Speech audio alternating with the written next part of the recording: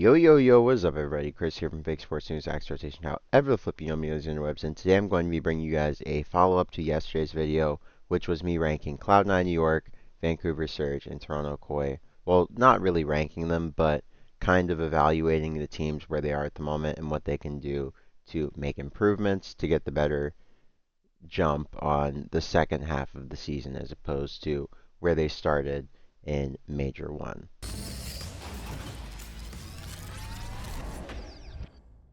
So, I'm doing the same thing, but this time I'm focusing on 9 through 7. 7? So, Miami Heretics, Carolina Royal Ravens, and Boston Thieves. 7? 7? 7? Yeah, so I'm 7? going through those three.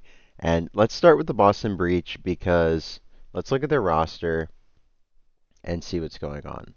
So, Purj is having a really, really rough season. So, I mean, we'll talk about that first, and so is Cammy, but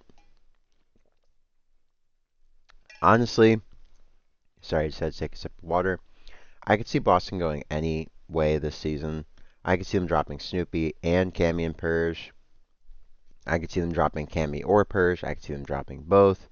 But personally, what I would say is you probably just need to drop Cammy. I feel like Purj is a great young player. I feel like his intangibles aren't always obvious, right? He's usually a dirty work kind of SMG. And honestly, I feel like if you get rid of someone like Cam, who's just been kind of hit or miss this season and last, right? It has to be said, and pick up a player from challengers, maybe someone like Spart, who's high impact, going to allow Purj to kind of be an entry sub that's getting honestly just like squashed less on rotations and the like.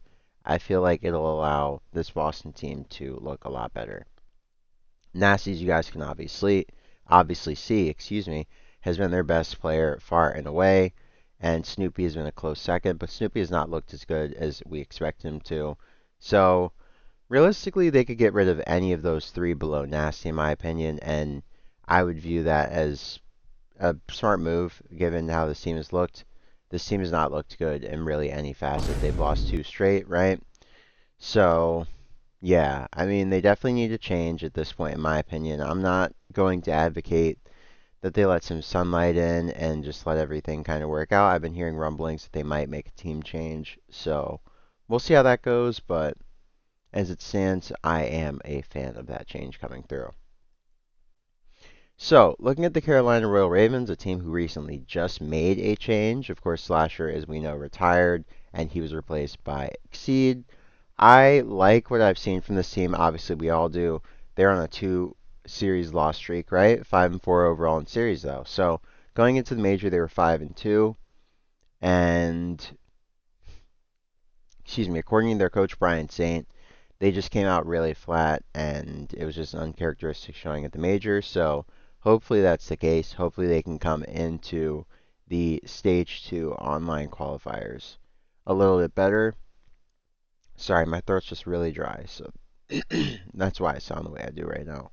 But hopefully they can come into the online quals a lot better than they ended the major 1 split, because they did not end it in the best place to team. Sorry, y'all, I was just very dried out.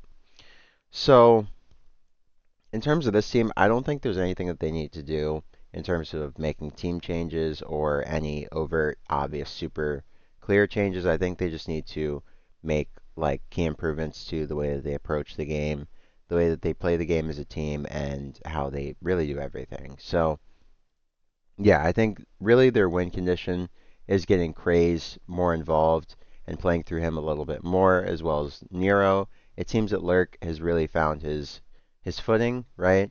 And same can be said for Exceed. They seem to be pretty comfortable, but Craze has been having a really rough time in the, I guess, second half of their ascendance. Like when they were first coming up, Craze was the guy who was making all the plays, but now that teams have made kind of an adjustment, they figure out how to play them. It looks like Craze is kind of the guy who's being singled out. So if you can get Craze back in the play again, if you can start playing through him and his big play potential, then I think this team can go back to being as good as they were. But I think a lot of that as well was just early game knowledge, right? They were ahead early in the game's life cycle, And that does happen a lot. Sometimes teams just get through because they're ahead. And I think that's kind of what happened for Carolina, which is why I think that bubble, it just burst. And I think it's going to be a little bit hard for them to get back to where they were to start the year. I think they'll be okay, but I don't necessarily think that they're going to be the team that they were going into this, right? So that leaves us with the Miami Heretics, our last team to look at. Honestly, this team has looked really good, so I think they just need to do more of what they've been doing. Keep Trakes and Metals as some of their more primary playmakers, right? If they can elevate them a little bit, then I think this team will absolutely break into the stratosphere. I don't really have a lot of takeaways for Miami. They played very well at the major. They just went up against a team that was really, really looking a lot better on the weekend. Excuse me. G2 just looked to be a slight step above them. And also Metals and Trakes, they just had a really, really rough showing on Saturday night when they obviously came out a little bit earlier in the day and looked quite different in comparison. So they got 3-0'd by G2, right? But they beat Koi in a really, really hot 3-2. And then they destroyed the Vancouver Surge in series you expect them to destroy them in. But in this game versus G2, they, of course, honestly, this got slammed. Like, Treadles. Treadles, that's a duo name. Metals and Trakes had basically .8s from both of them, so like I said a second ago, they were really the ones who had kind of a rough series, and that's what really brought the Miami Heretics down and subsequently got them eliminated from Major 2. I'm sorry, Major 1. But yeah, otherwise they looked really good. I mean, look at their difficulty of schedule. You had Koi, Optic, they beat Ravens. I'm sorry, they beat Cloud9 like they should. Ravens, difficult. Vancouver Surge beat them. Boston Breach beat them. Beat the teams they should. Paris Gentlemates, of course, they lost to them, and that's how they made losers. But yeah, I mean, they beat every team that they should so far, realistically, with our expectations for them. They just have to learn how to play up to consistently beat teams the caliber of Koi and G2. So yeah, guys, I'll wrap it up for me. That's my thoughts on what each team can do to improve from the 7th through 9th positions on our standings. And I'll see you guys tomorrow to go over what the Falcons, Thieves, and G2 can do to keep going strong and to have a great season all year long. So yeah, guys, I'll wrap it up for me. Hope you have a great morning, noon, or night, like I always say. Once again, this is Chris from Fake Sports News X Rotation. However, flip you know me on these interwebs, and I'll catch you guys on the next one. Peace.